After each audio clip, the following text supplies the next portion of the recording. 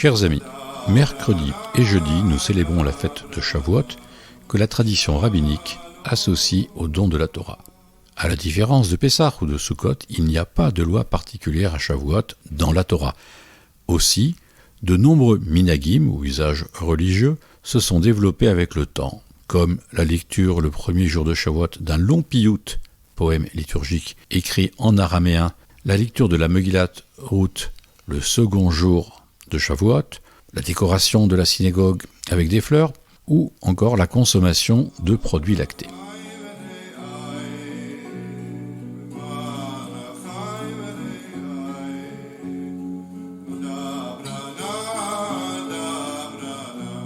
Pourquoi consommer des produits lactés à Shavuot?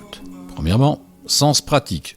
Selon Rabbi Yitzhak Meir Rothenberg Alter, les enfants d'Israël ayant reçu la Torah avec toutes les prescriptions concernant la shrita et la kashrut n'ont pas eu le temps de préparer un repas carné et ont dû consommer un repas lacté. C'est un peu comme la pâte qui n'a pas eu le temps de monter au moment de la sortie d'Égypte et qui a donné de la matzah.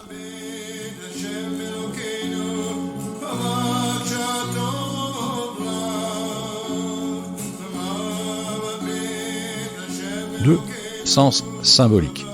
Rabbi Tzvi Elimelech Shpira écrit dans son Bnei Yisrochor que nous mangeons des produits laitiers à Shavuot parce que le lait est le symbole de Rachamim, miséricorde, ou de Chesed, bonté, ce qui est l'essence de la Torah et des mitzvot. Enfin, troisièmement, sens prosaïque, certains exégètes modernes ont fait observer que le lait est une boisson printanière. En effet, le printemps est la période où les animaux mettent bas, et les femelles produisent une plus grande quantité de lait. Les produits lactés sont donc consommés à Shavuot, car c'est une fête du printemps.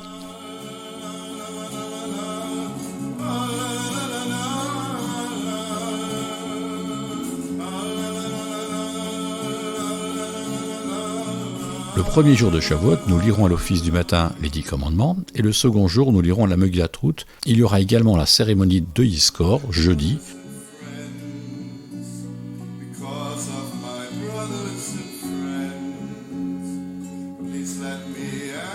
La veillée d'étude de la nuit de Shavuot. Les kabbalistes de Safed ont institué une veillée d'étude appelée Tikkun Leil Shavuot. Ils lisaient pendant cette nuit un florilège de textes extraits de la Torah, du Nach, de la Mishnah, du Zohar, et ils finissaient par la lecture des 613 mitzvot.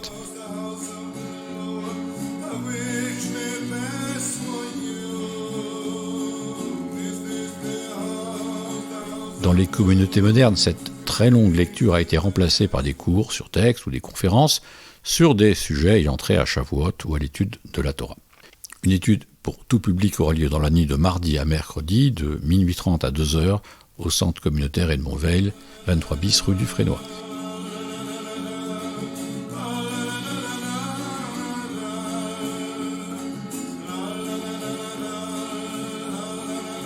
Akdamut Milin. On lit le premier jour de Shavuot, au début de la lecture de la Torah, un long poème liturgique de 90 vers, écrit en araméen. L'auteur de ce piyut, Rabbi Meir ben Yitzhak Nehorai, a vécu à Worms au XIe siècle. C'est la raison pour laquelle ce poème est absent de la liturgie séfarade. Ce poème est écrit en forme de double acrostiche. Il suit l'ordre alphabétique de Aleph à Tav, puis il mentionne le nom de l'auteur sous la forme d'une signature rallongée, toujours en acrostiche.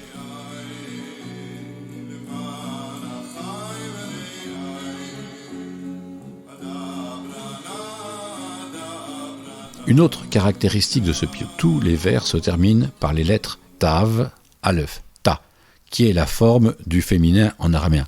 Selon certains exégètes, le Aleph étant la première lettre de l'alphabet et le Tav la dernière, l'auteur exprimerait ainsi l'idée de totalité en donnant une forme emphatique à chaque vers.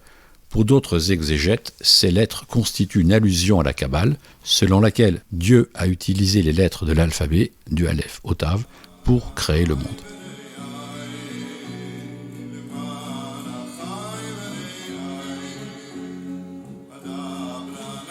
Le thème de ce piyut est l'exaltation de la puissance et de la majesté de Dieu, qui s'apprête a donné la Torah, une excellente traduction de ce piout figure dans le Marzor d'Ur-Laché, et je vous en donne quelques extraits. Sa puissance est immense, indescriptible, quand tous les cieux seraient des rouleaux, et tous les arbres des forêts des plumes.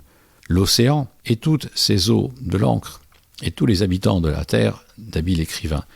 Il ne suffirait pas à exprimer la grandeur du maître du ciel, du souverain de la terre. Lui seul a créé le monde, et il a fait de cette création un mystère.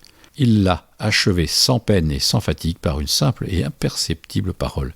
C'est en 6 jours qu'il a produit ce chef-d'œuvre et placé sa divine splendeur sur un trône de feu. Des milliers et des myriades d'anges sont à son service, et chaque matin produit de nouveaux êtres pour glorifier sa splendeur. Les étincelants séraphim parés chacun de 6 ailes attendent dans un respectueux silence les ordres du Très-Haut. Et s'exhortant l'un l'autre, ils disent d'une voix unanime « La terre est remplie de la majesté de Dieu, 3 fois saint ». Comme la voix du Tout-Puissant, comme le mugissement des fleuves impétueux, ainsi frémissent tour à tour Chérubin et Galgalim. Vous trouverez l'intégralité de la traduction de ce poème liturgique dans le Marzor d'Ur-Laché. Bonne lecture, Chag Sameach.